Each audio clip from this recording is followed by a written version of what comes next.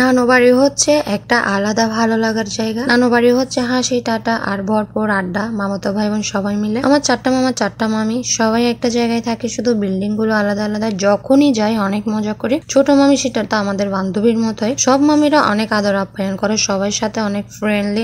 আমরা যখনই যাই সব মামার ঘরে যাই, সবার ঘরে খেতে হয়, নাস্তা খেতে হয়, পেট ফুল হয়ে যায়, পরে আর ভাত খাওয়ার জায়গা থাকে না পেটে। এরকম সবাই এক জায়গায় থাকলে অনেক মজা হয়। আমি বিদেশে আসার আগে বেশ কয়েকদিন নানু বাসায় ছিলাম, আমি আর বড় আপু মেরি। ছোট মামি আমাদের জন্য অনেক আইটেম করেছিল, আবার আস্তে একটা গোটা চিকেনও করেছিল, যেটাকে চিটাঙ্গার ভাষায় বলে দুরুস। এই যে দেখতে পাচ্ছেন এগুলো সব আইটেম আমার ছোট মামি রান্না করেছিল।